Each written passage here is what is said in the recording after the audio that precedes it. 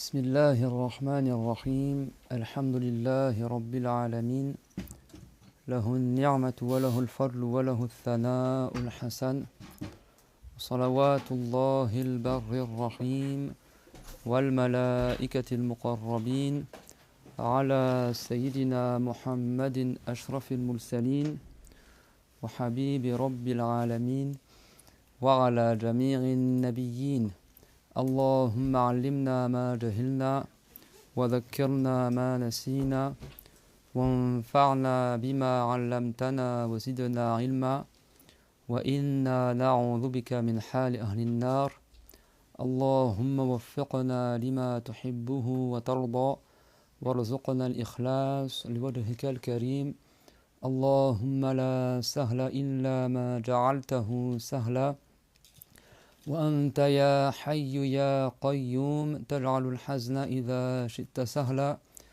اللهم أعنا على ذكرك وشكرك وطاعتك وحسن عبادتك فإنه لا حول ولا قوة إلا بك يا الله يا رحمن يا ذا الجلال والإكرام رب اشرح لي صدري ويسر لي أمري واحلل عقدة من لساني يفقه قولي آمين أما بعد الله تبارك وتعالى dit dans le Coran honoré وتعاونوا على البر والتقوى ولا تعاونوا على الإثم والعدوان, c'est-à-dire entraidez-vous pour les œuvres de bien et l'obéissance à Allah et ne vous entraidez pas dans le péché et la désobéissance à Dieu. Donc on fait une bonne intention dans le fait de s'entraider pour la piété. Et qui c'est qui peut me définir c'est quoi la piété? Très bien. Accomplir les obligations et éviter les interdits. Si quelqu'un n'apprend pas la religion, est-ce qu'il peut savoir qu'est-ce qui est obligatoire? Si quelqu'un n'apprend pas la religion, est-ce qu'il sait qu'est-ce qui est interdit? Non, d'accord. Et si quelqu'un n'apprend pas la religion, est-ce qu'il sait comment accomplir les obligations? Est-ce que savoir ce qui est obligatoire c'est une chose, mais savoir comment le faire c'est autre chose aussi. C'est vrai que là entre vous, il y a beaucoup de jeunes qui veulent se marier rapidement. Si tu n'as pas appris le chapitre du mariage, c'est haram que tu te maries. C'est clair, c'est pas tu dis je vais éviter le haram, je vais me marier, ouais, mais tu te maries sans avoir appris, c'est haram aussi. Tu quittes pas le haram pour aller vers le haram. Et pareil pour toute chose de la religion. Celui qui veut prier, il n'a pas appris comment prier, c'est haram qui prie. Celui qui veut jeûner, il ne sait pas comment jeûner, c'est haram qui jeûne. Ça ne veut pas dire qu'il reste, du coup il ne fait pas. Non, ça veut dire que le plus rapidement possible, il apprend avant de faire l'acte. Et parmi les choses les plus importantes de la religion, il y a la purification. Le prophète alayhi salatu wassalam, il a dit at-tuhur shatrul iman. Ay-at-tahara juz'un kabirun min ad-din. La purification, c'est la moitié de la foi, ça veut dire que c'est une grande partie de la religion. Si c'est pas de purifier, ta prière n'est pas valable. Si c'est pas de purifier, ton hajj n'est pas valable. C'est clair, tout le monde? Et donc, Inch'Allah, on arrive à la fin du chapitre de la purification, du livre de la purification. D'accord? Et on est au chapitre des menstrues. La fois dernière, on avait terminé le chapitre des khouf, qui n'était pas dans votre livre, donc on l'avait fait en détail à l'extérieur du livre. Et aujourd'hui, Inch'Allah, on voit le dernier chapitre qui est dans votre livre, qui est le chapitre des menstrues, qui est extrêmement important pour les femmes, et aussi pour les hommes, parce que si ta femme ne connaît pas le chapitre des menstrues, c'est toi qui vas enseigner à ta femme, c'est toi qui vas enseigner à ta fille aussi. Je rappelle que les enfants, c'est le père qui doit leur enseigner la religion. C'est-à-dire que ta fille, c'est un devoir que tu lui expliques que plus tard, un jour, elle aura des menstrues, qu'elle sera pubère, et comment elle fera, etc. C'est le rôle du père, pas le rôle de la mère. Après, s'il veut, il délègue à la mère. Mais pas quelqu'un entre nous, le samedi prochain, le dimanche prochain, personne n'y vient, il n'y a que les sœurs qui viennent. Il dit ouais, les menstrues, je ne suis pas concerné. Bah si, tu es concerné. Peut-être tu vas expliquer à ta mère, peut-être tu vas expliquer à ta femme, peut-être tu vas expliquer à ta fille. La plupart du temps, c'est les hommes qui ont le plus accès à la science plus que les femmes. Des fois, les femmes, elles sont occupées avec leur bébé, elles ne peuvent pas venir au cours, etc. Ou des fois. Donc c'est pour ça que c'est des choses importantes à savoir que beaucoup de gens négligent en pensant que bon, c'est normal, etc. On sait déjà et en fait, non. D'accord, il faut apprendre la religion. Donc on fait une bonne intention, lillahi ta'ala, dans le fait de réviser ensemble la science de la religion. Avec une bonne intention, parce que si quelqu'un, comme on a dit hier, il n'a pas l'intention de venir pour apprendre la religion, il n'aura pas les récompenses d'apprendre la religion. Donc Allah vous récompense à vous déplacer pour venir au cours, mashallah. Il y en a qui viennent de loin, il y en a même qui viennent d'en dehors de Paris, que Dieu les récompense. Amin. J'espère que le frère de Tours il va arriver à l'heure au cours aujourd'hui, Inch'Allah. Et donc faites une bonne attention, sinon vous vous fatiguez à assister au cours et vous n'avez pas de récompense. Et c'est pareil pour ceux qui enseignent la religion également. Il faut qu'ils aient une bonne intention pour avoir des récompenses.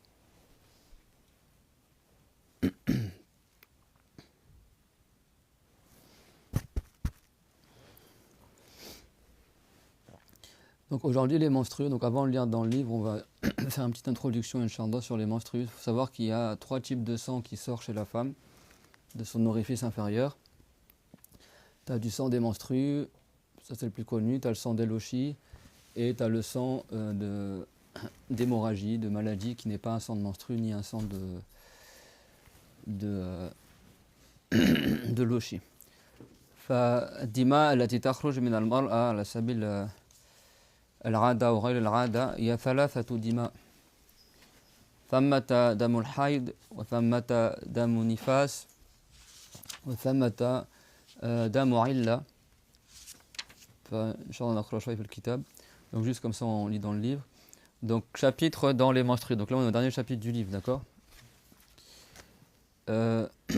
فصل في الحيض يخرج من فرج المرأة 3 دماء دم الحيض ودم النفاس ودم الاستحاضة. Tu peux lire Ibrahim? Oui. Chapitre des menstrues. Il sort du vagin de la femme 3 sortes de sang. Le sang des menstrues, le sang des lochis et le sang de maladie. فمعناه ليس كلما يخرج دم من المرأة معناه هي في الحيض. قد يخرج دم وهي ليست في الحيض.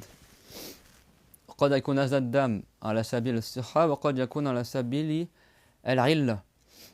فالمرأة إذا لم تتعلم أنواع الدماء قد لا تدرك يعني هل هي في الحيض أم لا. وكما نعلم كما قال الرسول عليه الصلاة والسلام صوتي واصل إليكم؟ كما قال الرسول عليه الصلاة والسلام عندما سئل في المرأة التي هي حائض قال أليس المرأة إذا حاضت لم تصلي ولم تصم. يعني لا يجوز المرأة إذا كانت حائضة أن تصلي وتصوم. فإذا هي لا تميز بين دم الحيض وغيره قد تترك الصلاة وهي ليست في الحيض أو قد تصلي وهي في الحيض. Donc quand il y a 3 types de sang qui sortent, ça veut dire que c'est pas à chaque fois qu'il y a du sang qui sort du vagin de la femme, elle a forcément les menstrues. Déjà il y a un âge minimal pour les menstrues, c'est bon. Donc il y a des filles des fois très jeunes, il y a du sang qui sort et elle n'est pas en âge d'avoir les menstrues. Donc on ne dit pas que c'est des menstrues.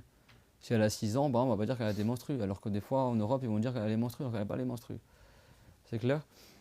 Et la femme, si elle n'apprend pas, elle risque de délaisser la prière en pensant qu'elle a les menstrues parce qu'il y a du sang. Et en fait, c'est pas du sang de menstrues. Ou alors elle croit que c'est pas du sang de menstrues, elle fait la prière alors qu'en fait, elle a les menstrues. Donc c'est vraiment un chapitre ultra important pour les femmes parce que si elle n'a pas appris, elle va être perdue. Quand est-ce qu'elle fait la prière, quand est-ce qu'elle fait pas la prière? N'est-ce pas que le prophète, sallallahu wa sallam, tout comme c'est rapporté dans Muslim, dans le Sahih de Muslim, on dit dans Muslim, ça veut pas dire dans la personne de Muslim, c'est une métonymie, d'accord? Ça veut dire, quand on dit dans le Larousse, ou Larousse, Pierre Larousse, c'est un homme, d'accord, qui a écrit le dictionnaire, c'est bon. Al-Bukhari, c'est une personne, on dit dans Al-Bukhari, dans le livre d'Al-Bukhari. Ce qu'on appelle une métonymie. Tu nommes le livre par le nom de son auteur. Donc dans Muslim, c'est rapporté que le prophète, alayhi salatu wassalam, il a dit Alaysa al-mar'atu idha hadat lam tusalli wa lam tasum. Ça veut dire, n'est-ce pas, que la femme, si elle est menstruée, elle ne prie pas et elle ne jeûne pas. C'est-à-dire que c'est haram. Il y a des femmes, elles ne savent pas ça. Même si elle est menstruée, elle fait la prière. Même la femme, quand elle est menstruée, elle n'a pas le droit de rester le Coran, tout comme l'homme quand il est junub. Elle n'a pas le droit de rester dans la mosquée. Ça veut dire qu'elle est impure en islam. Inna al-mu'min la yanjus. Al-Rasul qal, subhanallah, inna al-mu'min la yanjus. Le prophète, alayhi salatu wassalam, il a dit, subhanallah, certes, le croyant, il n'est jamais impur. Et l'être humain, de manière générale, même s'il n'est pas croyant, il n'est pas impur. Amal aya innamal mushrikuna najas. Ma'nahu aqidatuhum najisa. Lesa anfusuhum ajsaduhum najisa. Quant à la ayah du Coran que les mushrikines ils sont impurs, ça veut dire leur croyance elle est impure. Mais après l'être humain il est toujours pur. Homme ou femme, toujours pur, c'est bon. Et il y a des choses qui sont interdites à la femme quand elle est menstruée, qui sont aussi interdites à l'homme s'il est junub, c'est-à-dire qu'il a fait le rapport sexuel ou son sperme il est sorti. L'homme qui est junub également n'a pas le droit de rester dans une mosquée. Donc c'est pas, regardez, soi-disant l'islam, la femme elle est impure pendant la mosquée, l'homme c'est pareil, s'il est junub il reste pas dans la mosquée. C'est clair? Et la mosquée c'est pas la salle de prière, la mosquée c'est quoi la définition d'une mosquée? Qui c'est? Comment on sait qu'un endroit c'est une mosquée? Ça je bois mon café. Il faut le savoir parce que si tu sais pas si c'est une mosquée ou pas, faut que tu saches. Hein. Est-ce que la femme elle est menstruée ou pas? Est-ce que c'était genou parce que tu peux rester dans cet endroit-là ou pas? Comment tu sais qu'un endroit c'est une mosquée? sur la loi de l'islam. C'est un waqf. C'est quoi un waqf? Un espace qui a été dédié pour la prière. C'est-à-dire c'est un terrain que le propriétaire il a dit je dédie ce terrain pour la prière. Al-masjid fil lugha ma'nahu makan as-sujud. La mosquée en arabe on dit masjid, ça veut dire l'endroit où tu te prosternes. Donc tout endroit où tu fais la prière, on peut dire mosquée au sens linguistique, c'est bon? Masjid. Mais la masjid, mosquée au sens religieux du terme, c'est pas il y a une coupole, il y a un minaret. Il y en a qui croient que s'il y a une coupole, un minaret, c'est une mosquée. S'il n'y a pas de coupole et minaret, c'est pas une mosquée. Azad ça c'est de l'ignorance. La mosquée, même s'il n'y a aucune coupole, même s'il n'y a aucune construction, même si c'est juste un champ avec de l'herbe, si le propriétaire il dit je dédie cette terre-là pour qu'elle soit un endroit pour faire la prière, que ce soit une mosquée, ça devient une mosquée. Jusqu'à la fin du monde. Même si quelqu'un il arrive, il construit sa maison, c'est haram. Ça reste une mosquée jusqu'à la fin du monde, même s'il n'y a rien construit dessus. Même si c'est de la terre. À l'époque du prophète, sa mosquée c'était de la terre dedans. Mashar yakununaka حصير في أيام الرسول المجد كان ترابا الأرض تراب هذا المجد هي الأرض التي أوقفت مسجدا صاحب الأرض يقول أوقفت هذا الأرض مسجدا صار مسجدا إلى يوم القيامة يعني ما كان مخصص للصلاة يعني لا يجوز أن يشغل يعني أن يمنع الناس من الصلاة فيه. C'est-à-dire que c'est un endroit qui est dédié pour la prière jusqu'à la fin du monde et on n'a pas le droit d'empêcher les gens de faire la prière dans cet endroit-là. Ça, faut faire attention parce que des fois dans les mosquées, ils empêchent les gens de prier à certains endroits. Donc, tu vas à la Mecque, à Médine par exemple, c'est la mosquée du prophète. Ils t'empêchent de rentrer dans le Ramadan, ils t'empêchent de faire la prière devant la tombe du prophète, il y a de la place encore. Mais tout ça, c'est la mosquée du prophète. Comment tu peux pas ne pas faire la prière ils t'empêchent de faire la prière dans la mosquée du prophète, Vous avez compris? Ça, c'est haram. La mosquée, tu peux faire des cours de religion dans la mosquée, tout ça. Mais tu n'as pas le droit d'empêcher les gens de faire la prière. Par exemple, autour de la Kaaba, c'est une mosquée aussi. Par exemple, si quelqu'un, après que tu as fait le tawaf, c'est sunnah que tu fasses 2 raka. Il y a tawaf. Tu récites dans la première raka, Ya ayyuhal kafirun, dans la deuxième, Qul huwallahu ahad. Et la sunnah, c'est de le faire derrière le maqam de Ibrahim. La petite cloche adorée où il y a la pierre sur laquelle Ibrahim s'est mis debout pour construire la Kaaba. C'est juste à côté de la Kaaba. Mais du coup, les gens, ils font le tawaf quand tu vas faire le tawaf. Donc quand tu fais la prière, les gens, ils passent à côté de toi. Il y en a, qu'est-ce qu'ils font? Ils se mettent en rond autour de la personne qui prie, comme ça, pour empêcher que les gens ils dérangent la personne qui fasse la prière. Ça, c'est haram. C'est quand ils se mettent en rond, ils entourent, ils empêchent les gens d'accéder à cet endroit-là. Peut-être quelqu'un d'autre qui va faire la prière aussi. Donc ça, c'est des jugements spécifiques à la mosquée qui ne sont pas pour les salles de prière. Salle de prière, c'est quoi? C'est un endroit qui est loué, par exemple, pour faire la prière, ou une cour qui est utilisée pour la prière et autre que la prière. Mais des fois, on fait la prière là-bas, des fois, on fait autre chose. Ce qu'on appelle musalla en arabe. C'est-à-dire que ce n'est pas une terre qui est uniquement dédiée pour la prière. Il n'y a aucune différence au niveau des constructions. Tu peux avoir une musalla qui a une minaret. Il y a plein d'endroits qu'on appelle mosquées en France, c'est des endroits qui sont loués. Donc c'est pas une mosquée, parce que si tu le loues, c'est-à-dire que tu n'es pas propriétaire de la terre. Donc tu n'as pas dédié la terre pour la mosquée. C'est clair, tout le monde? Beaucoup de gens ne savent pas, c'est ça la mosquée. C'est-à-dire que si c'est une salle de prière qui n'est pas une mosquée, la femme qui a les menstrues peut y rentrer, il n'y a aucun problème. L'homme qui est genou peut y rentrer, il n'y a aucun problème. Rentrer et y rester, ça veut dire. C'est clair, tout le monde? Sachant que la femme qui a les menstrues, il y a divergence. Certains savants, ils ont autorisé, dans certaines conditions, à la femme qui a les menstrues il y a des détails chez certains savants, c'est bon. Mais à la base, nous on prend l'avis que c'est haram. De toute façon, le prophète, il a dit « Inni la uhillu al-masjida li ha'idin wa la junubin ». Je ne rends pas permis la mosquée à quelqu'un qui est en menstrue ou au junub. C'est clair, tout le monde. Et il y a d'autres détails. Sur les mosquées, c'est pas le cours d'aujourd'hui, Inch'Allah, mais c'est juste pour vous dire que la femme qui ne sait pas quand est-ce qu'elle est menstruée ou pas, elle risque d'être dans des situations de haram sans le savoir.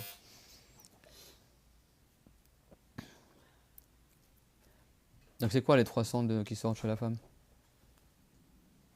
Le sang des menstrues, le sang des lochis et le sang d'hémorragie. Alors الحيض باللغة العربية معناه يعني السيلان تقول حاض الوادي يعني سال الوادي سال الماء يعني حاض يعني الحيض معناه السيلان. Donc le haïd en arabe c'est le nom des menstrues.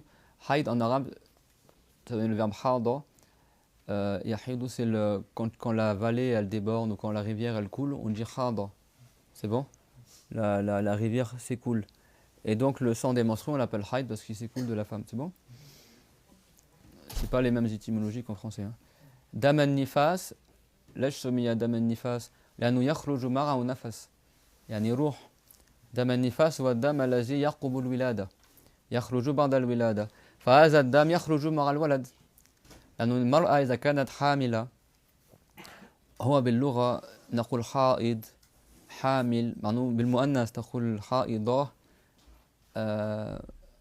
حاملة لكن بالعربية إذا كان هناك وصف على وزن فاعل مثلا يختص بالمرأة فيكتب بغير تاء مربوطة فتقول امرأة طاهر يعني طاهر من الحيض تقول امرأة حائض امرأة حائل يعني ما عندها ولد في البطن حامل عندها ولد في البطن هذه أوصاف تختص به المرأة فلا يحتاج إلى تاء مربوطة لأنه معروف أنه للمرأة لكن ولو وضع تاء مربوطة ليس يجوز في اللغة يعني.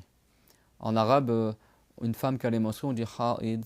Une femme qui est enceinte, on dit hamil. Normalement, en arabe, quand c'est au féminin, on met un ta à la fin. Hamila, haïda.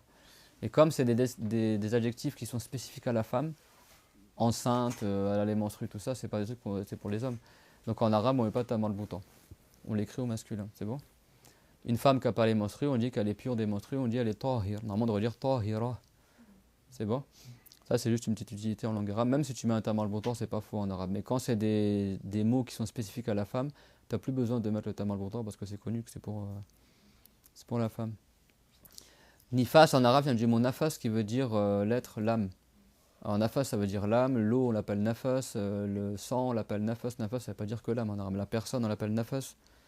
النفس في اللغة يطلق على عدة معاني الماء يقال له نفس والدم يقال له نفس والروح يقال له نفس والشخص يقال له نفس والذات يقال له نفس l'être de la personne on l'appelle nafas même l'être de Dieu on peut dire nafas. N'est-ce pas que Arissa il a dit tu sais ce qu'il y a dans mon nafs et moi je ne sais pas ton nafs, ça veut dire qu'on ne peut pas saisir la réalité de Allah Azza wa Jal. Dieu ne peut pas l'imaginer. L'être de Allah c'est pas un corps ni une âme ni un volume. Notre corps à nous c'est notre être. Donc Arissa il a dit toi oh Allah tu sais ce qu'il y a dans mon être mais moi je ne sais pas ton être. Il a employé le mot nafas. C'est clair tout le monde? Donc il y en a qui toujours ils traduisent le mot nafs par âme. Par exemple, la yukallifullahu nafsan illa wus'aha. Dieu ne charge la personne que lui en redonne une chose qu'il est capable de faire, c'est bon? Mais c'est pas une âme ici, c'est la personne, c'est bon? C'est pas chaque fois que tu as le mot nafs, ça veut dire l'âme. Et quand on dit casse ton nafs, ça veut dire casse ton âme, contredit les mauvais penchants de ton âme. Mais l'eau, on l'appelle nafs en arabe, le sang, on l'appelle nafs, ce par quoi tu vis, on l'appelle ça nafs en arabe. Il y a plusieurs sens le mot nafs en arabe, c'est clair tout le monde? Donc quand le sang d'Eloshi il sort, c'est le sang qui sort après l'accouchement. D'accord, juste si tu peux. Parce que si tu es devant la porte, les gens qui vont arriver vont croire qu'il n'y a plus de place dans le. Approche-toi, il y a de la place ici là. Quand vous rentrez, c'est comme pour les transports. Quand tu montes dans le métro à Paris, les gens ils montent à la porte, il y a plein de places dans le couloir, ils restent devant la porte. Mais Rajoul, tu rentres dans les couloirs et ça libère la. C'est pas, tu sais que tu rentres, tu restes à l'endroit où tu es rentré. Parce qu'après, les gens ils vont arriver voir qu'il y a quelqu'un. Ils vont se mettre dans le couloir, après ceux qui vont arriver, ils vont se mettre dehors après. Donc s'il y a de la place, n'hésitez pas à combler les espaces vides. Vous savez que dans le Jumora, tu as le droit de franchir les rangs pour combler les premiers rangs. S'il y a des places vides. Même si les gens ils sont un peu gênés que tu passes devant eux, bah, tu n'avais qu'à avancer et combler le premier rang. C'est clair, mais c'est vrai qu'après, la sunna, c'est quand tu arrives dans l'assemblée, tu t'assois là où s'arrête l'assemblée. Mais bon, là, s'il y a des places vides à côté de moi, vous n'allez pas vous asseoir à la fin de l'assemblée alors qu'il y a des places devant. D'ailleurs c'est requis que ceux qui sont arrivés en premier ils s'avancent comme ça ils laissent la place derrière pour que les gens ils arrivent. C'est clair tout le monde? Comme ça s'il y a du monde après est-ce qu'il y a des gens ils sont timides, ils vont à peine rentrer, on va voir qu'il y a du monde, ils vont pas oser rentrer ou je sais pas. Donc tout le monde a compris le sang des menstrues. Le sang des lochis, alors ne me demandez pas pourquoi on appelle ça lochis menstrues en français, je sais pas. Je connais plus en arabe qu'en français. Les lochis, en arabe, on l'appelle nifas. Dans le mot nifas, ça fait une référence au mot nafas. Parce que le sang des lochis, c'est le sang qui sort après l'accouchement. C'est-à-dire qu'il y a une âme qui est sortie. L'âme de l'enfant avec son âme, quoi. L'âme, vous savez, des fois, on dit c'est qui la bonne âme qui va m'aider aujourd'hui? Des fois, tu nommes la personne par son âme. C'est bon? Allah Azza wa Jal, dans le Coran, il a dit min ruhina. De notre âme, ça veut dire l'âme qui appartient à Allah, c'est-à-dire l'âme du prophète Isa alayhi salam. Dieu, des fois, il dit mon âme pour désigner un prophète. Ça veut dire que c'est une âme honorée par Allah. Des fois, on nomme les prophètes par l'âme. Jibril, en français, on l'appelle, Gabriel, on l'appelle le Saint-Esprit. Saint-Esprit, ça veut dire l'âme qui est sainte. Et ça, c'est son vrai surnom en arabe. On l'appelle Ruhul Qudus. Ça veut dire l'âme pure, l'âme de la pureté. Ce qu'a donné en français la traduction Saint-Esprit. Beaucoup de chrétiens ne savent pas c'est quoi le Saint-Esprit. C'est pas Dieu le Saint-Esprit. Saint-Esprit, c'est l'esprit, ça veut dire l'âme, c'est-à-dire l'âme sainte. Et c'est qui l'âme sainte? C'est Jibril, l'ange Jibril. Et c'est comme ça qu'on l'appelle, en arabe, Ruh al-Qudus. L'âme sainte, c'est bon? Jibril, c'est pas qu'une âme, c'est un corps avec une âme. Et comme son âme est honorée, on l'appelle l'âme. Tanazzalul malaikatu war-ruhu bi'idhni rabbihim min kulli amr. Dans le Coran, que les anges et l'âme, ils descendent dans le ciel du bas monde lors de Laylat al-Qadr. Vous vous rappelez le cours de Laylat al-Qadr? Et bien l'âme, ça veut dire quoi? Ça veut dire Jibril, alayhi salam. C'est bon? Donc l'âme, on l'appelle comment en arabe? Nafas. Et comme le sang d'Eloshi, il sort après l'accouchement, donc il sort après la sortie d'une âme, l'âme du bébé qui sort avec le bébé du ventre de la mère, on l'appelle Nifas. C'est bon? Alors, en réalité, le fond du fond, comme ils disent certains, en réalité, c'est que, en fait, les savants, ils disent quoi? Ils disent en réalité que le sang d'Eloshi et le sang des menstrues, c'est le même sang. C'est juste que quand la femme elle est enceinte, comme elle a le bébé dans le ventre, le sang des menstrues, il s'accumule dans le ventre de la femme. Alors les savants ont divergé, est-ce que la femme enceinte, elle a les menstrues ou pas? Il y a des femmes, elles ont les menstrues durant leur grossesse, des femmes non, d'accord? L'avis le plus fort, c'est que c'est possible qu'elle ait des menstrues durant sa grossesse. Mais en général, comme le bébé est dans le ventre de la femme, là je vous parle, ce sont les savants musulmans, je ne vois pas les trucs biologie à la française. C'est bon, je pense que les savants depuis des siècles, ils expliquent. Musulmans. C'est eux qui ont enseigné les sciences aux Européens. Et quelqu'un me dit oui, mais ça c'était il y a 1000 ans, ils ne connaissaient pas, ils n'avaient pas les microscopes. Maintenant, il y en a qui sont des discours comme ça. Allez voir où est-ce qu'ils étaient les Européens, s'il n'y avait pas eu les musulmans qui avaient enseigné la biologie, la médecine et tout ça aux Européens en Andalousie et autres. Donc nous on suit ce que les savants ils ont dit. Donc quand le bébé se développe dans le ventre de la femme, ça bloque le sang des menstrues en général. Et quand elle accouche, du coup tout le sang qui s'est accumulé il sort. C'est pour ça que les lochis aussi, ça dure environ 60 jours maximum. 40 jours environ, les menstrues, c'est environ 6 ou 7 jours, habituellement. Son maximum, c'est 15 jours, son minimum, c'est 24 heures. Ça, on le verra dans le livre, c'est marqué. Les lochis, son minimum, c'est un crachat, il y a un petit peu de sang qui sort. Son maximum, c'est 60 jours et sa durée habituelle, c'est 40 jours. 40 jours. Donc les savants, ils ont dit en fait que les lochis et les menstrues, en fait, c'est exactement le même sang. C'est juste que pendant la grossesse, le sang n'est pas sorti et il sort après l'accouchement. Et certaines femmes, elles accouchent sans sang du tout, sec. Chez les femmes kurdes, par exemple, c'est connu. Elles n'ont pas de sang, d'accord, après l'accouchement, elles n'ont pas de lochi. C'est clair? Et les Français, ils disent quoi? Ils disent qu'en fait, les menstrues, en fait, l'utérus se prépare à avoir le bébé. Et s'il n'y a pas de bébé, il n'y a pas de fécondation, après toute la préparation dans l'utérus, tout ça, il sort avec les menstrues jusqu'à qu'après elle tombe enceinte. Et quand elle tombe enceinte, ça bloque tout et après le bébé il se forme dans le ventre. C'est ce qu'ils disent en biologie française. D'accord? C'est pas aussi loin que ce que les savants ils disent aussi, c'est clair pour tout le monde? Tout le monde a compris, c'est juste pour que vous compreniez donc le sang d'Elochi n'est pas un sang de maladie, c'est un sang tout à fait naturel. Donc on a le droit de dire, comme les savants ont dit depuis 500 ans et plus, parce que des fois tu dis aussi, ouais mais attends, il y a 500 ans, il y a 700 ans, ils disaient quoi les Européens sur les menstrues et les lochis? Ils ne connaissaient même pas peut-être. C'est clair? Donc là je vous parle, nous les cours qu'on donne, c'est des livres qui datent des fois de 800 ans, c'est pas des trucs des savants contemporains. On retransmet la science qui est retransmise dans son al-Jamara de génération en génération. Après nous on va étudier le chapitre des menstrues dans l'école de Shafiri. Il y a des divergences dans les écoles. Pourquoi? Parce que les menstrues, il y a des textes sur les menstrues, mais il n'y a pas tous les détails. Par exemple, là, on a cité le minimum, le maximum, la durée moyenne des menstrues. Ça, il n'y a aucun texte sur ça. Et de toute façon, je vais vous dire une chose, ces sujets-là, ils varient d'un pays à l'autre et des femmes à d'autres. C'est clair, tout le monde? Dans les pays où il fait très chaud, les femmes ont les menstrues plus tôt que dans les pays chauds. À 9 ans, la femme a les menstrues. Ça, c'est aussi pour répliquer à ceux qui critiquent le prophète Mohammed, comme quoi elle s'est mariée avec une fille qui était jeune, tout ça. Les Arabes, déjà à l'époque du prophète, ce n'étaient pas les mêmes femmes qu'aujourd'hui. Et dans les pays chauds, tu as des femmes à 8-9 ans, elles sont déjà des femmes, des filles. Elles sont pubères, elles ont les menstrues vers 9 ans. Shafiri, rahimahullah, il habitait au début en Irak, à Bagdad. Bagdad et la Mecque, c'est parmi les villes les plus chaudes au monde. Et lui, il a vu une femme à 21 ans, elle était déjà grand-mère. À 9 ans, elle s'est mariée. Elle a eu une fille, et sa fille à 9 ans, elle s'est mariée. Elle a eu un enfant aussi, du coup, la fille à 21 ans, elle était déjà grand-mère. Et c'était courant dans le passé. C'est pas aujourd'hui, tu regardes, mais regarde, aujourd'hui, les gens à 30 ans, ils habitent encore chez leurs parents. En France, la moyenne habituelle de la puberté chez les femmes, c'est 12, 13, 14 ans, où elles ont les menstrues.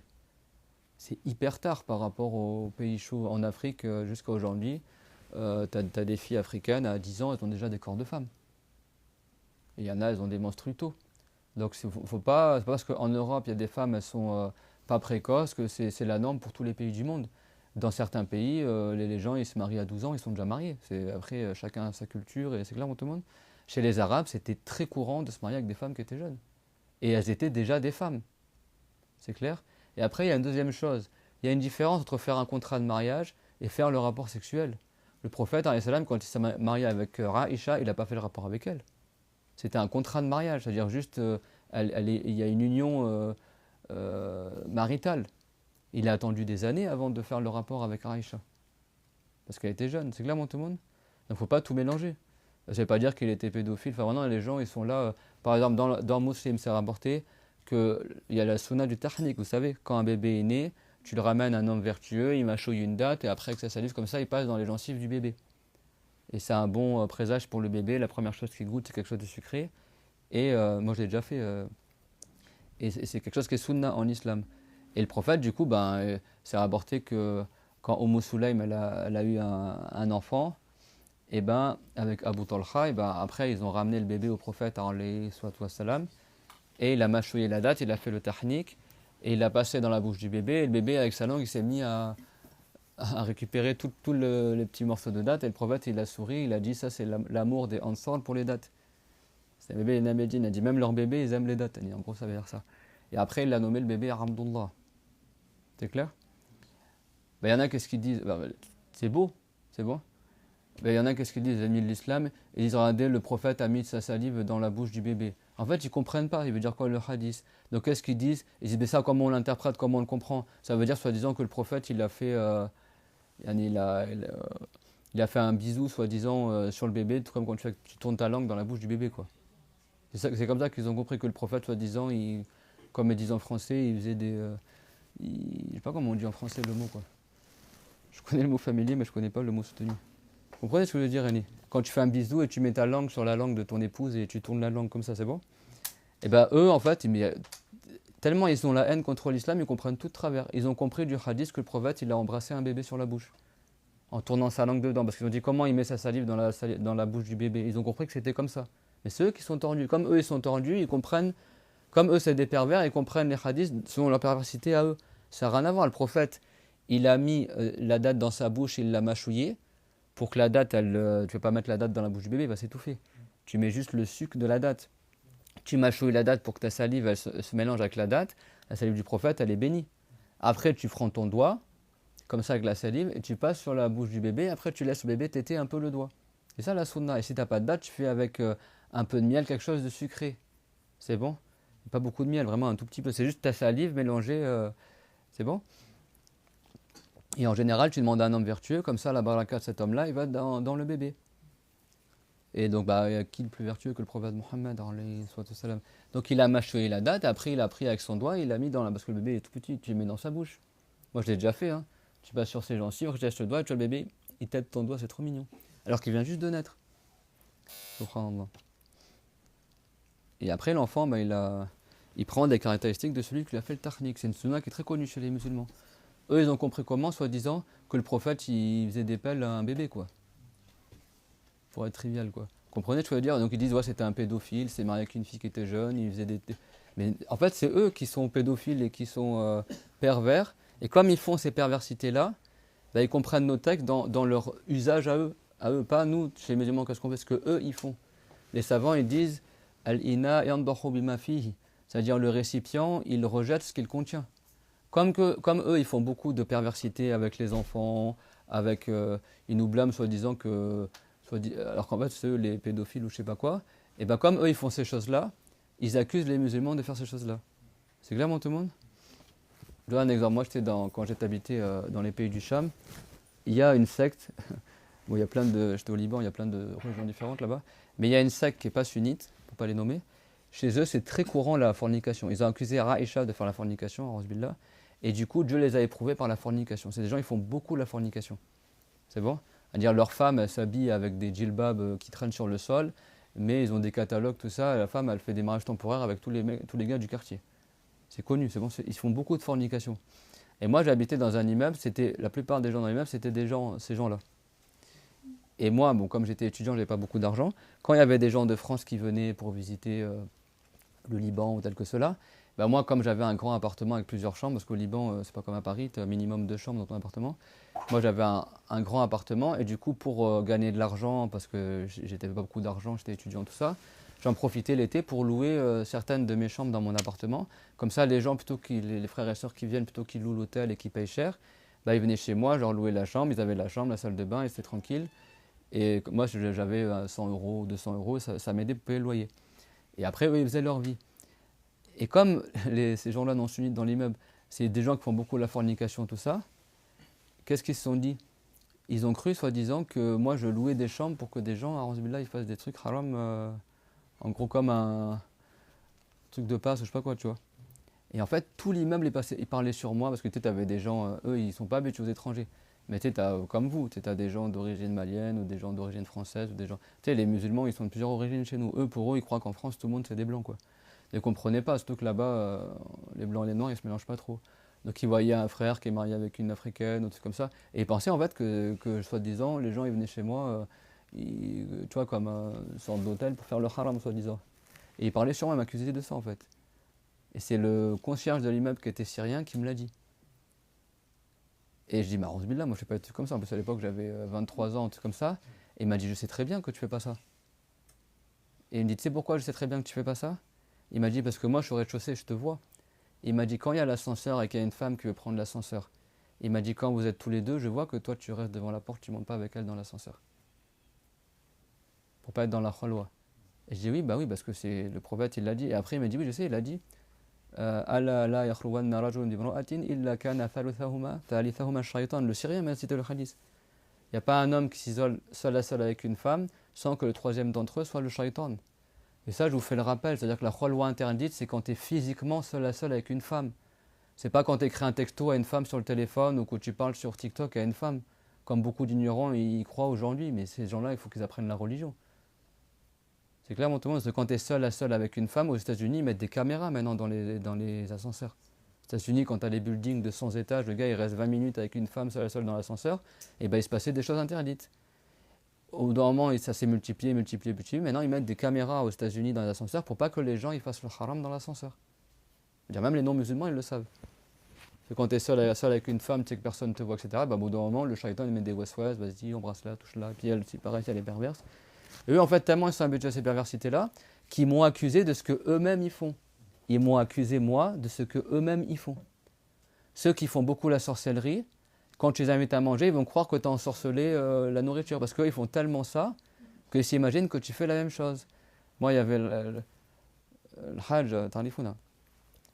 قالت لي مرة استقبلت بعض النساء من الشيعة عملت البن يعني لله تعالى ضيفهن.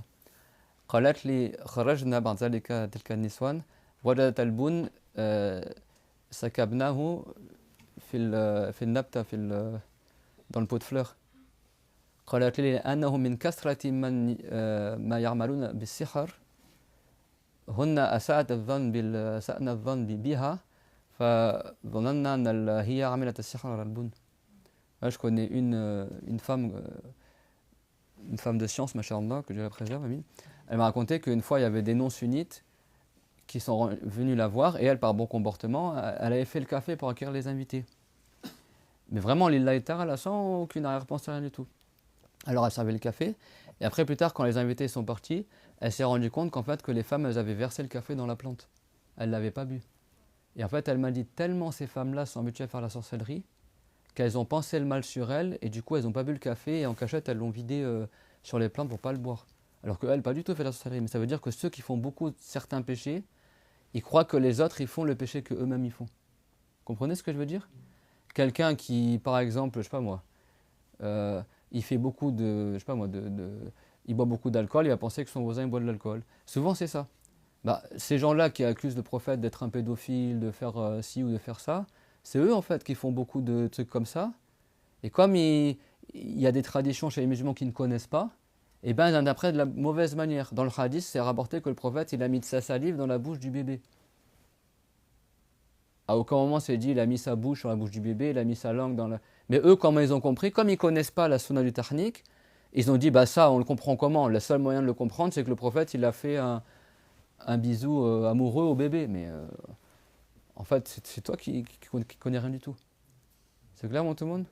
Même toi, des fois, quand tu as un bébé, n'est-ce pas que des fois, il y a un aliment qui est dur à mâcher, tu vas le mâchouiller, après tu mets dans la bouche du bébé? C'est quoi le problème, en fait? Mais eux, comme ils sont pervers, ils accusent. C'est pour ça qu'il ne faut pas avoir peur de ces gens-là. Ces gens-là qui voient que la perversité, au lieu de voir la beauté de la chose, ils comprennent tout de travers, il faut qu'ils se posent des questions. Elle est où la perversité? C'est eux qui sont des pervers. Parce que si tu as un cœur saint, tu ne vas pas comprendre de travers ces hadiths-là. Comme on dit en français, il faut vraiment avoir l'esprit mal placé pour comprendre que le prophète, il a fait ça au bébé. C'est clair, moi, tout le monde? C'est pour ça que ces ennemis de l'islam là, en fait, ils se dévoilent tout seuls. Parce que si vraiment ils avaient des mœurs sains et bienséants, ils n'auraient pas l'esprit mal placé à tout comprendre de travers. C'est clair, mon tout le monde? Et puis, Aïcha, elle n'a pas été mariée de force au prophète, salam. Le prophète Mohammed, quand Khadija est décédée, Jibril alayhi salam, Dieu l'a ordonné à l'ange Gabriel, Jibril alayhi salam, de ramener Aïcha qui était encore un bébé. Et Jibril a dit au prophète alayhi salam, cette fille-là, plus tard tu te marieras avec elle et elle allègera une partie de ta tristesse du décès de Khadija. Après, c'est marié des années après. Là. On parle à dire que depuis qu'elle était bébé, Dieu l'a révélé au prophète Mohammed que ce sera plus tard son épouse. Et Aïcha, c'est qui? C'est la fille d'Abu Bakr al-Siddiq. Donc depuis qu'elle était bébé, c'était connu dans la famille d'Abu Bakr que cette fille-là, elle sera l'épouse du prophète par la révélation. Par la révélation, Dieu il a ordonné à Jibril de dire ça. Donc du coup, le prophète régulièrement, il rendait visite à Aïcha depuis qu'elle était petite. Il allait souvent chez Abu Bakr pour prendre soin de Aïcha. Après, elle a grandi et plus tard, il s'est marié avec elle. Il est où le mal dans cela en fait? Toi, ça te plaît pas? Bah, c'est ton problème, ça te plaît pas. Abu Bakr, il était d'accord, Dieu il a ordonné cela. Il s'est pas marié avec elle quand elle était un bébé. Et c'est devenu la femme la plus savante du monde. Et c'était l'épouse préférée du prophète, alayhi salatu wassalam. Et en plus, le prophète, alayhi salatu wassalam, quand il passait sa nuit avec Aïcha, il lui demandait autorisation d'aller visiter le cimetière d'Al-Baqir et il allait invoquer pour les morts. Est-ce que le prophète a eu des enfants avec Aïcha? Il n'a eu aucun enfant avec Aïcha, ni avec aucune de ses épouses. La seule épouse à qui il a eu des enfants, c'est Khadija.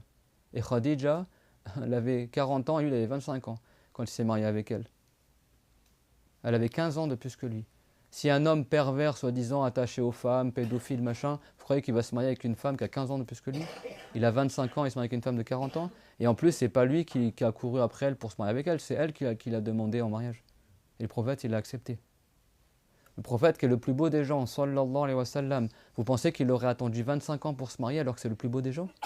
S'il était pervers, vous ne croyez pas qu'il aurait eu des histoires avec des amourettes depuis qu'il a 15 ans ou 12 ans ou 9 ans, etc. On n'a jamais rien su de lui de ça. Les mouchekines, les non-croyants, ils disaient As-Sadiqul Amin, il l'appelait As-Sadiqul Amin. Quand le prophète il avait 35 ans et que Quraysh ils ont reconstruit la Kaaba, ils ont commencé à se disputer qui c'est qui va mettre la pierre noire dans le coin de la Kaaba. Il s'est failli partir en guerre. Pendant 5 jours, ils se sont disputés, ils étaient prêts à partir en bataille pour choisir celui qui va mettre la pierre noire, parce que chacun il voulait le faire. Et après, il y a un homme, il est arrivé, il dit écoutez, on va se calmer. On va attendre dans la mosquée. Le premier qui rentre dans la mosquée, on le désigne comme arbitre et lui, il va choisir pour nous. Ils sont restés à attendre dans la mosquée. Le premier qui est rentré, c'était qui? Le prophète Mohammed. Il n'était pas encore prophète. Il n'était pas encore prophète. Il avait 35 ans. Le prophète, il a reçu la révélation à 40 ans. Et quand il est rentré, ils ont dit Rabina bil Amin. Il a dit nous, on est satisfait que ce soit l'Amin qui va départager entre nous. Ils n'étaient pas musulmans à cette époque-là, ces gens-là. Le prophète est musulman, bien sûr, comme tous les prophètes, avant la prophétie, la mission de prophète, tout comme après. Quand ils ont vu que c'est Mohammed qui est rentré, tout le monde était d'accord. Ah bah lui c'est bon, lui c'est le véridique, l'honnête. Al-Amin, c'est-à-dire l'honnête. C'est pas les musulmans qui l'ont nommé comme ça, c'est les mouchrikines de la Mecque. Et ils l'ont appelé As-Sadiqul Amin, le véridique, l'honnête. Après, quand il est devenu prophète, ils se sont retournés contre lui parce c'était autre chose, mais à la base, ils reconnaissaient tous que c'était quelqu'un de véridique. Et le prophète Mohammed, il a dit pour pas qu'il y ait de dispute entre nous, on met un grand tissu sur le sol. On met la pierre noire au milieu et chacun de chaque tribu, il porte le tissu, un bout du tissu. Comme ça, toutes les tribus ensemble, elles ont porté la pierre noire. Ils ont fait ça et après le prophète, avec ses mains honorées, il a remis la pierre noire dans le coin de la Kaaba et après ils ont reconstruit le mur de la Kaaba autour de la pierre noire. Le prophète Mohammed, s'ils avaient su de lui qu'il a eu des amourettes ou des perversités avec les femmes, ils ne l'auraient pas appelé As-Sadiqul Amin. Et s'il était pervers, il n'aurait pas attendu des années avant de se remarier après la mort de Khadija. Et s'il était pervers et courait après les femmes, il ne serait pas marié avec une femme avec 15 ans de plus que lui. Et il aurait eu des histoires avant d'avoir... enfin, je sais pas, tu te maries à 25 ans, regardez aujourd'hui, maintenant ils disent en France, à partir de 9, 10, 11, 12 ans, il se passe des choses déjà. N'est-ce pas William, il n'y a pas eu un viol il n'y a pas longtemps, un gamin de 9 ans, il a violé une fille de 6 ans en France, à 9 ans. Et c'était pas le plus beau des gens, cette personne-là. Imagine le prophète Mohammed, la beauté qu'il devait avoir quand il avait 9, 10 ans, 11 ans. La beauté qu'il devait avoir. Le plus beau des hommes que Dieu n'a jamais créé. Ben, il n'a jamais eu d'histoire avec les femmes. Et quand Khadija est décédée, et en plus, vous savez qu'à l'époque du prophète, tu avais un homme qui s'appelait Roïlan, qui n'était pas musulman à l'époque. Il avait 10 femmes, il n'était pas musulman. Il avait 10 femmes. En islam, tu ne peux pas avoir 10 femmes à notre époque. Quand il est converti à l'islam, le prophète l'a dit, tu gardes 4 et le reste, tu te sépares. Parce que tu ne peux pas avoir 10 femmes pour les musulmans du commun. Ça veut dire quoi? Ça veut dire que chez les Arabes, même en dehors de l'islam, c'était courant de se marier avec des femmes jeunes et c'était courant d'avoir plusieurs épouses. Et même en Europe, c'était courant aussi. Certains rois en Europe, ils avaient 3 ou 4 femmes. Hein. Je parle des rois chrétiens, etc. Mais les gens, ils blâment juste parce que c'est différent de leurs mœurs. C'est clair, tout le monde? Donc, ça veut dire quoi? Ma parole, c'est pour dire qu'avant de blâmer, renseigne-toi, c'était quoi les coutumes à l'époque du prophète, comment les gens y vivaient, etc. Et même en Europe, c'était courant jusqu'à 100 ans ou 150 ans. L'âge légal en France du mariage, si je ne me trompe pas, c'est 15 ans et 6 mois, ça n'a pas changé. N'est-ce pas? Et soi-disant, l'âge où tu peux commencer à faire des trucs, soi-disant, et maintenant ils veulent enseigner, soi-disant, les trucs à l'école. Alors ils font les trucs LGBT à l'école, t'enseignes aux enfants maternels ou aux enfants qui ont 8 ans comment faire l'amour avec une femme dans toutes les positions possibles et imaginables. Après, vous dites que le prophète Mohammed, soi-disant, il était pervers parce que c'est vrai qu'une fille qui était jeune. Alors qu'eux sont là à pousser pour imposer la pédophilie, et machin comme ça, et après vous critiquez le prophète Mohammed. C'est eux qui sont dans des trucs bizarres. C'est clairement tout le monde. Pourquoi je vous parle de ça? Parce qu'il y a des gens, Billah, ils apostasies pour des stupidités comme ça. Ah ouais, c'est vrai, le prophète Mohammed, c'est marié avec une fille jeune, Billah.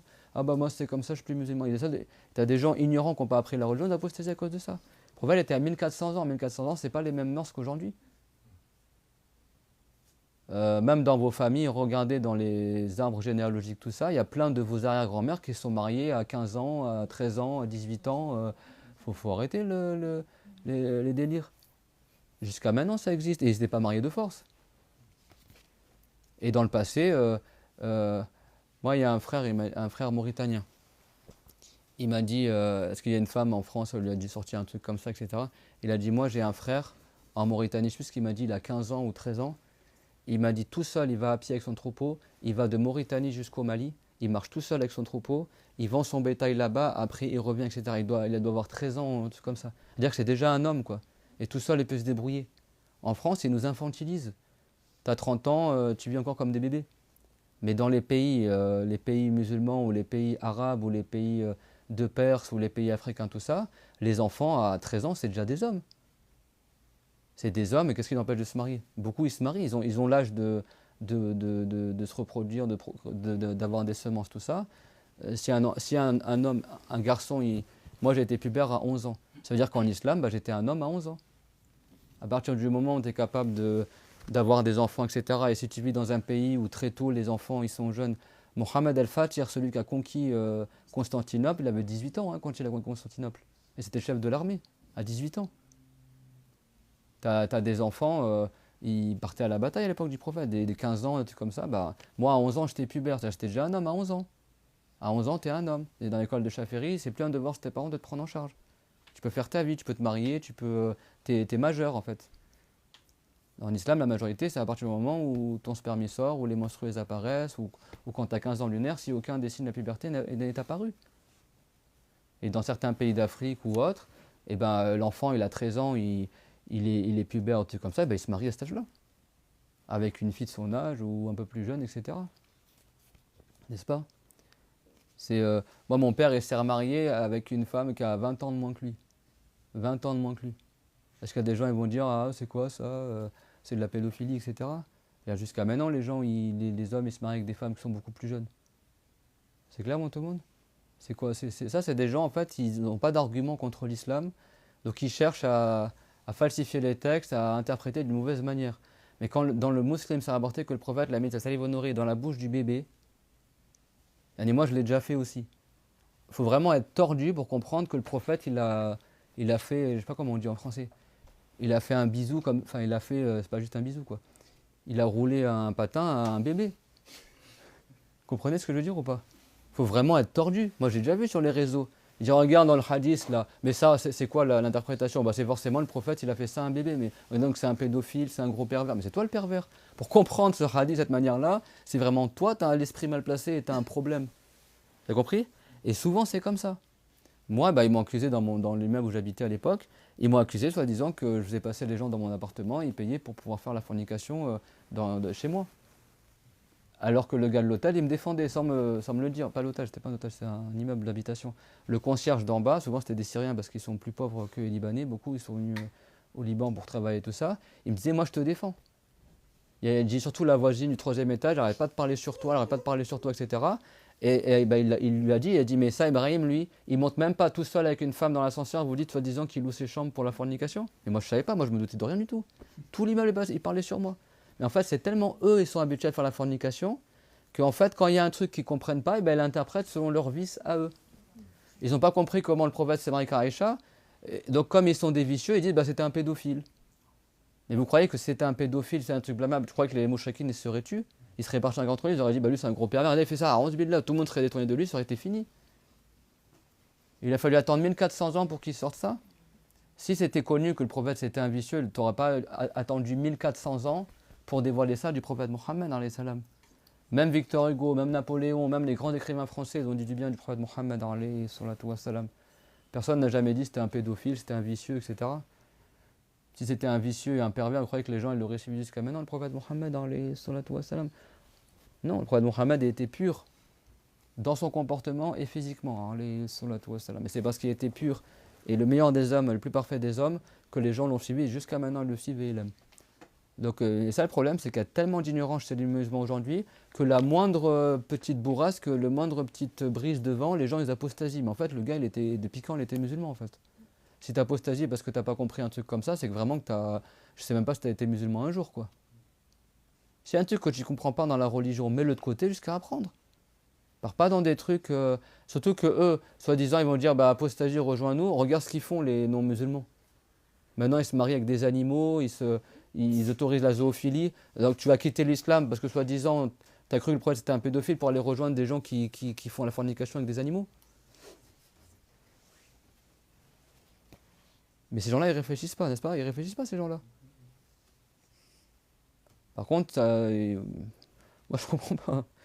Par contre, soi-disant, te marier avec un homme, une femme avec une femme, ou le gars se marie avec son chat, etc., il n'y a pas de problème. Après, tu vois, c'était un pédophile, et alors pourquoi vous militez pour la pédophilie alors?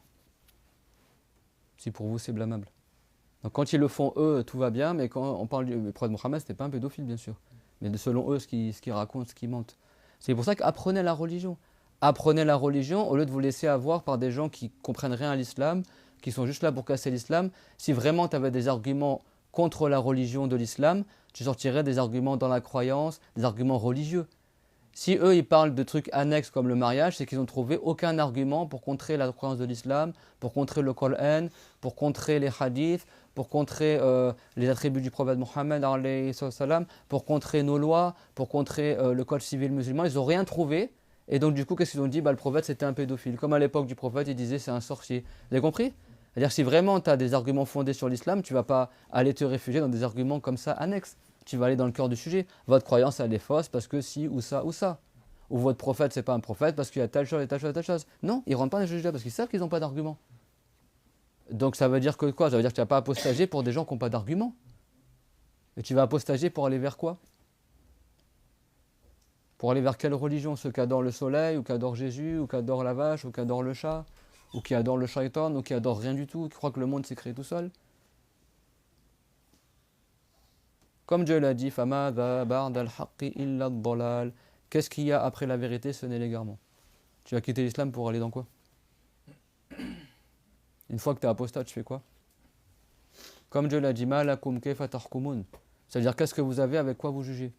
Si tu quittes l'islam, tu n'as plus de loi islamique, tu ne suis pas l'enseignement des prophètes. Vous savez que même les chrétiens, et même la purification, même ce qu'ils font les non-musulmans, ils suivent les prophètes dans plein de choses. C'est les prophètes qui nous enseignent à nous purifier. C'est les prophètes qui nous enseignent les lois des menstrues. C'est les prophètes qui nous enseignent à nous habiller. C'est les prophètes qui nous enseignent comment faire le pain, comment construire les maisons. Qui c'est qui nous enseigne à faire comment faire le pain? C'est le prophète Adam, alayhi salam. Qui a construit les villes en premier? Le prophète Idris. Qui nous enseignait la purification? Le prophète Adam. Qui nous enseignait la médecine? Le prophète Adam et le prophète Sulaiman et le prophète Mohammed. La médecine vient des prophètes. Sinon, comment tu sais que telle plante, elle est utile pour telle chose, etc. Si ce n'est par la révélation. Les plantes, elles parlaient à Sulaiman, elle lui disait pourquoi elles ont été créées. Sinon, comment tu sais? Tu crois que les êtres humains, ils ont fait des expériences pendant des siècles. Ils ont essayé toutes les plantes du monde. Ah, ça marche pas. Ah, t'as de la fièvre? Ok, alors on a 50 000 plantes. On essaye première plante. Ah, ça marche pas. Deuxième plante, ça marche pas. Ben non.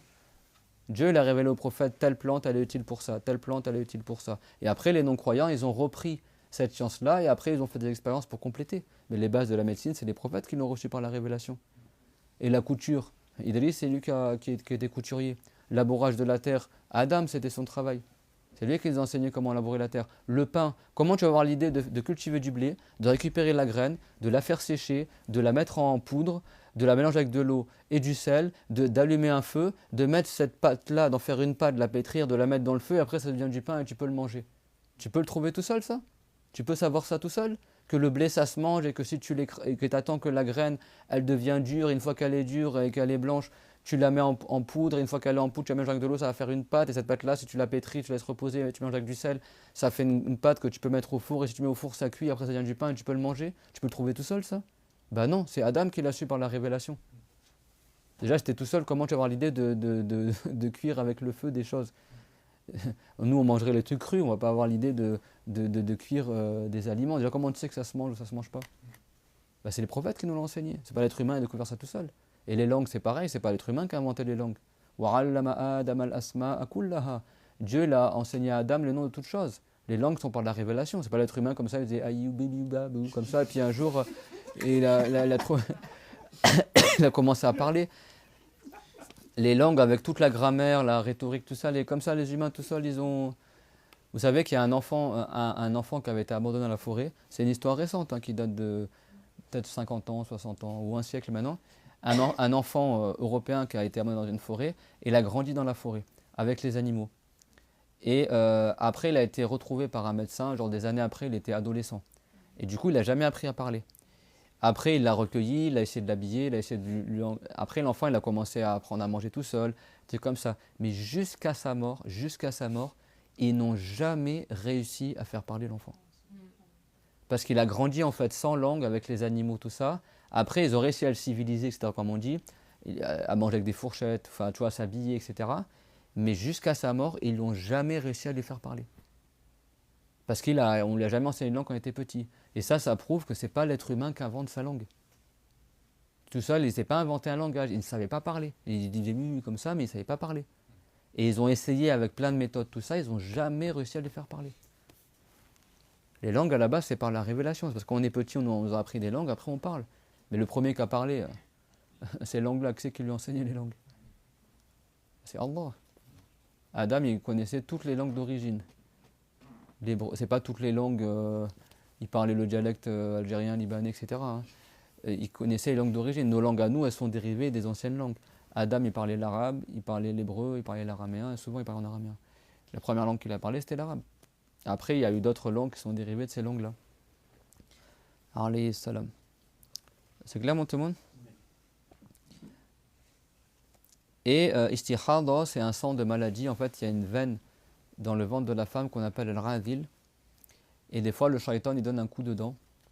Ou des fois, parce qu'elle est tombée, etc., cette veine, elle se sectionne et elle a une hémorragie interne. Donc, elle a du sang qui sort par son vagin, mais c'est un sang d'hémorragie.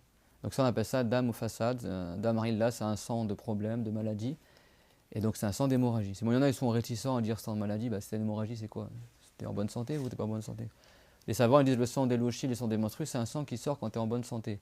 Le sang d'istihada, c'est al-ravil, on n'a qu'à arq. في بطن المرأة أحيانا ينقطع فيخرج الدم يصير عندها نزيف هذا يقال له دم فساد دم علة. C'est clair. Et le prophète dans le hadith a dit innama hiya raqdatun min ash-shaytan. Il a dit ça c'est un coup du shaytan. Donc il a dit, tu calcules pas ce sang-là et tu prends tes habitudes en tant que femme qui allait menstruer et tu calques tes habitudes. Et même si le sang il coule en dehors des moments des menstrues, tu considères que tu n'as pas les menstrues. C'est clair? C'est pour ça que souvent le sang de maladie, il a une couleur moins foncée. Le sang des menstrues en général, il est plus foncé que le sang habituel. Le sang de maladie, c'est du sang normal en fait. Donc il a un rouge vif habituel normalement. Et donc tu peux le distinguer. Le sang des menstrues, il a une odeur qui est forte. Alors que le sang de maladie, il n'a pas une odeur qui est forte. Le sang des menstrues en général, il est plus fort que le sang de maladie. Donc c'est comme ça qu'on verrait plus tard, on a la femme qu'on appelle distinctrice mumayyiza. Si elle distingue deux types de sang, un sang foncé et un sang qui n'est pas foncé, dans certains cas, elle va dire le sang foncé c'est des menstrues, le sang qui n'est pas foncé c'est pas des menstrues. C'est clair? S'il y a un sang qui a une couleur forte, il n'y a pas de couleur forte, elle dit le sang qui a une couleur forte c'est des menstrues, et le sang qui n'a pas les couleurs fortes, qui n'a pas l'odeur forte, pardon, c'est pas des menstrues. Je me fais fatiguer là. C'est clair, tout le monde, dans certains cas qu'on verra plus tard, c'est pas dans l'absolu. Tout le monde a compris les trois types de sang qui sortent? Donc on termine sur ça.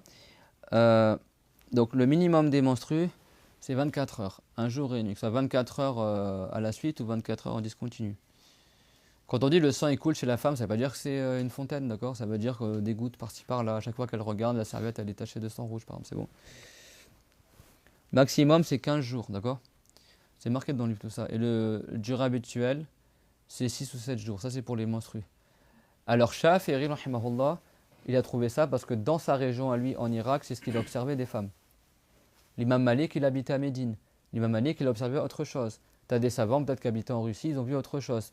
Parce qu'en France, par exemple, l'âge habituel des menstrues, c'est 12 ans ou 13 ans, 14 ans. En général, les filles deviennent pubères après les garçons en France. Les garçons, c'est 12 ans à peu près. Les filles, c'est 14 ans, ce que j'ai appris au collège. C'est bon? Mais c'est vrai, en général, c'est un peu comme ça. Dans les pays chauds, elles sont plus précoces, les femmes. En Afrique, en Irak, en Arabie, tout ça. Donc chaque savant dans sa région, il a observé les femmes. Le minimum qu'il a trouvé chez les femmes d'âge des menstrues, il l'a mis dans son livre, comme quoi c'est minimum, et le maximum qu'il a trouvé, il l'a mis en maximum. Mais c'est possible, ça change d'un pays à l'autre. C'est pour ça que ces minimum, maximum, c'est pas rapporté dans les textes. C'est les savants, à ce qu'on appelle bit-tatabbu bil-istiqra, al-ulama, نظروا في أحوال النساء فالشافعي وجد أن أقل ما وجد من النساء الحيض يعني 9 سنوات إلا وشيء قبل شيء يعني 15 يوما وبعض العلماء وجدوا شيئا آخر وجد أن أقل الحيض 24 ساعة وأكثره 15 يوما وغالبه 6 أو 7 أيام. C'est bon? Shafi'i, lui, il a trouvé que le minimum des menstrues c'était 24 heures. Il n'a pas trouvé moins chez les femmes, et il a trouvé le maximum 15 jours et environ 6 ou 7 jours. C'est par rapport à sa région à lui. Les Malikites, ils ont d'autres détails. Hanafites, c'est pareil, ça diverge. Donc, quelqu'un a entendu autre chose. Nous, on fait dans l'école de Shafi'i. C'est clair, mon tout le monde? وَالْحَيْضُ عِنْدَ الْفُقَهَاءِ لَهُ خَمْسَةُ أَلْوَانٍ. Donc, les menstrues chez les savants, il a 5 couleurs. C'est bon, le sang des menstrues. Tu sais, le sang, il peut être marron jusqu'à jaune. Tu sais, le sang, quand tu as le plasma dedans, c'est connu. Le sang, après, il rouge, il passe au jaune après. C'est bon? D'ailleurs, le pu, c'est du sang qui s'est mustahil, يعني دم مستحيل القيح دم مستحيل يعني دم تغير لذلك هو نجس. Pourquoi le pu c'est impur? Parce que le sang est impur, et comme le pu c'est du sang qui s'est transformé, qui est un peu, je sais pas comment dire, il a tourné quoi, après il devient jaune, il devient blanc, c'est comme ça, c'est bon? Donc, c'est-à-dire que les menstrues, le sang il vient de la couleur marron en passant par le orange, le rouge, le rouge clair, le rose, le jaune, jaune pâle, tout ça c'est du sang. C'est bon? Donc il a 5 couleurs. خمسة ألوان الأسود والأحمر والأشقر والأصفر والأكدر. فدم الحيض عندما يقولون أسود ليس أسود لسواد حقيقي يعني، إنما من شدة يعني الحمرة يميل إلى، تعرفون الكرز؟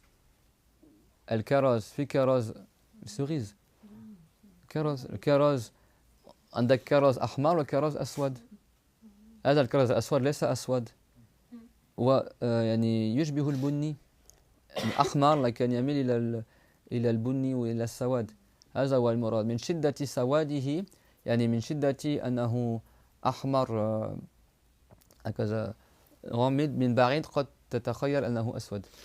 Donc la première couleur c'est noir. Alors quand on dit noir, ça veut dire que le sang il est noir. C'est pas du pétrole, d'accord? Si vraiment c'est noir, c'est qu'il y a un problème. C'est bon? Ça veut dire que, vous voyez les cerises noires? Tu as les cerises rouges et tu as les cerises, moi c'est les cerises que je préfère. Quand j'étais petit, on avait plein de cerisiers dans les jardins. Les cerises noires, elles sont en fait violet foncé. Et tellement c'est foncé, on dit qu'elles sont noires. Bah, le sang des menstrues noirs, c'est-à-dire que tellement il est rouge foncé que ça tend presque vers le marron. Et de loin, on dirait presque que c'est noir. Mais c'est pas noir réellement. C'est bon? Même en français, des fois on dit une chose, elle est noire, mais elle n'est pas réellement noire. On dit elle est blanche, mais elle n'est pas réellement blanche. C'est bon? Bah, là c'est pareil, ils disent noir, mais ça veut dire que le sang il est rouge foncé. C'est clair, mon tout le monde? Wal ahmar, l'ahmar al-adi, yani, le rouge, yani le rouge vif normal. والأشقر الأشقر ليس معناه الآن يقولون أشقر لمن هو شعره يميل إلى الصفرة. En arabe maintenant quelqu'un il est blond, ils disent أشقر. أشقر بالعربية في الأصل c'est quand des fois tu as les cheveux qui commencent à grisonner ou tout comme ça, etc. Des fois ceux qui roux on dit qu'il est أشقر, c'est bon. Pour les sangs des menstrues, أشقر ça veut dire c'est orange. C'est un peu orangé. C'est bon, je vais vous montrer les couleurs après. Wal asfar, asfar le marouf, asfar jaune. Wal akdar, akdar yani yushbihu lawn at-turab. Ocre, on dirait en français. C'est le marron un peu comme le foulard de Maria, mais un marron mais un peu clair, un peu genre ça quoi, comme les gâteaux. Ocre, vous savez la couleur de la terre quoi. Terreux. Ocre, on dit en français ocre, c'est bon? À dire c'est entre le marron et le jaune un peu, c'est marron clair, c'est bon? Ça les couleurs, c'est bon? Donc c'est qui répète les 5 couleurs. J'ai aswad, le noir, le rouge. Non, en fait c'est aswad, ahmar, ashqar, asfar, akdar. Les noms en français c'est pour un rapprochement d'idées mais c'est pas le nom exact de la couleur. Donc tu as rouge foncé, yani rouge bordeaux mais plus quoi. Ahmar, le rouge vif. Ashqal, c'est orange, mais orange foncé. C'est pas orange comme la mandarine, c'est orange qui tend un peu vers le marron, c'est bon? Asfar, c'est jaune. Et Akdar, c'est le ocre, c'est bon? Alors ça veut dire que toutes les couleurs qui sont intermédiaires, c'est du sang des menstrues aussi. Hein. C'est pas tac, tac, tac, tu passes soit ça, soit ça. Tu sais, même si c'est orange vif, c'est des menstrues. Si c'est jaune pâle, c'est des menstrues. Jaune vif, c'est des menstrues. Rouge vif, c'est des menstrues. Rouge qui est un peu bordeaux, c'est des menstrues. Rouge plus bordeaux, c'est des menstrues. Rouge qui tend vers le marron, c'est encore des menstrues. C'est bon? Mais quand c'est noir, noir, noir, noir, il y a du pétrole, là c'est plus des menstrues. Si c'est blanc, blanc, blanc, blanc, c'est plus des menstrues non plus. C'est entre les deux, c'est bon? C'est clair, mon tout le monde? Donc, notre cher, rahimahullah, qu'est-ce qu'ils ont fait? Les frères ont été intelligents pour pas être perdus, parce que en arabe, les noms de couleurs, des fois, c'est même pas en arabe, c'est les arabes du passé. Donc, des fois, ils nomment des couleurs par des noms que nous, on dirait autre chose. On dit boltoukali, on dit. Donc, des fois, tu sais pas trop les arabophones d'aujourd'hui, ils savent pas trop, en fait, quelle couleur, à quoi ça correspond. Donc, les frères ont été intelligents. Qu'est-ce qu'ils ont fait? Ils ont pris les palettes de peinture, enfin, tu sais, les trucs là, les référencements de couleurs là pour la peinture. Ils ont montré ça à notre cher, rahimahullah, ils ont dit c'est quoi le jaune, c'est quoi l'ashqar, c'est quoi l'aswad, etc. C'est bon? Alors, ahmar, c'est ça, c'est bon? Ça, c'est rouge. Le rouge qui est désigné par les savants, ahmar. C'est bon, les sœurs? Mais ça, c'est les sœurs qui sont concernées, c'est celles qui voient le mot. C'est bon, ahmar, c'est bon? C'est bon? Ça, c'est la feuille même qu'ils ont montré au cher. Et le cher, le cher qui m'a enseigné, c'est lui qui a écrit dessus. Alors,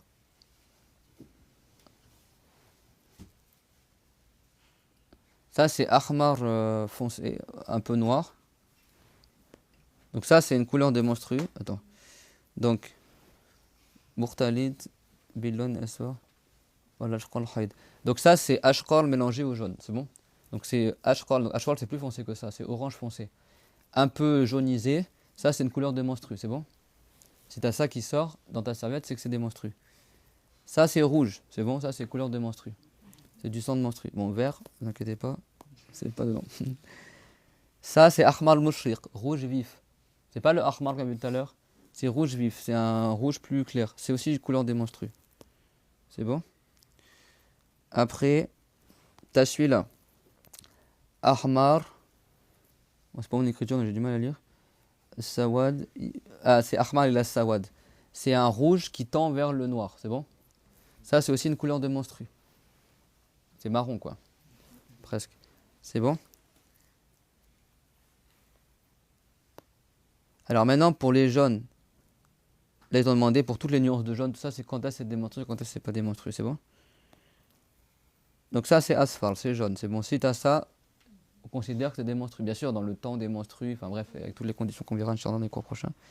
Ça c'est jaune aussi, c'est-à-dire que le jaune, même le jaune pâle, c'est jaune, c'est bon? C'est pas jaune forcément comme Titi, d'accord? C'est comme le canari. Ça c'est jaune aussi c'est jaune. Même ça c'est jaune. Même ça c'est jaune. Si tu as du sang comme ça, jaune pâle, c'est aussi des menstrues. On est toujours dans les menstrues. C'est bon? Alors ça, c'est pas des menstrues, c'est blanc quoi. C'est bon? Ça c'est pas des menstrues. Là je sais pas si vous voyez, mais c'est légèrement jaune, mais ça tire vers le blanc à fond quoi. Ça c'est pas des menstrues. Tout ça c'est pas des menstrues là. Tout ça là, c'est pas des menstrues. Ça, on voit peut-être rien du tout. Ça, donc ça, c'est des menstrues. C'est jaune très très pâle. Ça, c'est des menstrues aussi. Jaune un peu plus pâle. Alors là, c'est blanc. Donc c'est pas des menstrues. Ça, c'est jaune. Ça, c'est jaune. Ça, c'est jaune. Ça, c'est jaune. À dire que tant qu'il y a une couleur un peu jaunâtre, même si c'est très pâle, ça reste des menstrues. C'est bon? Après ça, le chien l'avait dit, ça, c'est abyad. Le problème, c'est que... Tarlou ou soufra. Donc là, c'est presque beige en fait. Ça, ils disent blanc qui est surmonté de jaune. Il y a divergence chez les savants, est-ce que des menstrues ou pas. C'est clair, mon tout le monde? Et donc, quand on dit ashqal, c'est un peu cette couleur. Ça ressemble presque à, je sais pas comment dire. Ashqal, c'est orange, mais orange foncé en fait. Ashqar, c'est presque comme ça, quoi. C'est orange presque marron. Ce qu'on a vu tout à l'heure, c'est bon, c'est pas orange vif. Mais ça veut dire que tout ça là, toutes ces couleurs là, c'est bon? Toutes ces couleurs là, c'est couleurs des menstrues. Toutes ces couleurs là, ça là, toutes les nuances de rouge, de jaune, d'orange, c'est des menstrues. Même jusqu'au marron. Tu vois, même ça là, regardez ce qu'il a mis ici. Aswad Safi, ça c'est du noir pur, c'est pas des menstrues, c'est bon? Aswad Safi, ça c'est pas des menstrues. Ahmar ila Sawad, ça c'est une couleur de menstrue. C'est bon? C'est-à-dire que c'est rouge mais qui tend vers le noir. C'est-à-dire que c'est rouge très très foncé. Ça là. C'est bon? C'est-à-dire que c'est presque marron quoi. Ça compte comme des menstrues. Tu vois cette couleur là, par exemple ça c'est une couleur de menstrue. Donc la femme ça veut dire qu'elle a tout cet éventail là, même si ça tire vers le jaune, même si ça va jusqu'au jaune qui est pâle comme ça là, c'est encore du sang des menstrues. Et tout ce qui est entre à partir du jaune pâle jusqu'au marron. C'est clair? C'est pas la femme parce que c'est pas rouge, elle voit que c'est du jaune, ah bah c'est pas des menstrues. Si, c'est une couleur de menstrues le jaune aussi. C'est bon? Par contre, même si c'est rose aussi. Le rose, c'est une couleur de menstrues. Ce qu'on appelle...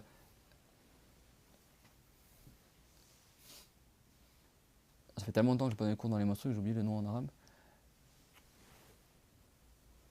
Tel Agdar, tel Ashqar. Tu te rappelles Salma ou pas? C'est ce qu'on appelle la soufra ou al-kudra. Voilà. Soufra al-kudra. Alors la maille colonneuse biou rusalat al-laham. Tu sais, quand tu laves la viande, c'est déconseillé de laver la viande. Mais si tu passes la viande sous l'eau, elle est ensanglantée. L'eau qui coule de la viande, elle va être couleur un peu rose. Ça aussi, c'est une couleur de menstrue.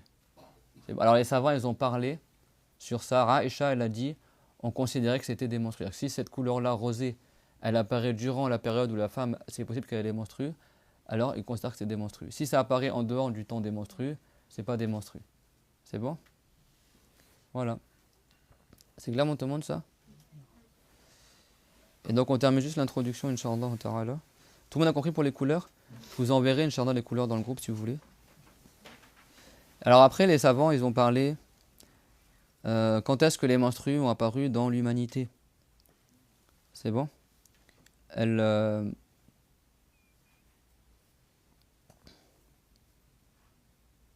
Voilà, c'est pas Aïcha qui a dit par rapport au Qudra, tout ça. Il y a une femme qui s'appelle Atiyya, elle a dit on considérait que la soufra al-Qudra, c'est rien du tout. Mais en fait, ce qu'elle vit, c'est-à-dire en dehors du temps des menstrues. C'est-à-dire le rose clair, c'est bon? L'eau un peu ensanglantée, comme de l'eau qui est mélangée au sang. C'est bon, mais si c'est apparaît dans le temps des menstrues, c'est des couleurs des menstrues, c'est bon? Il y a des soufra, si c'est la couleur elle est assez forte, soufra al-Qudra, ça compte comme des menstrues.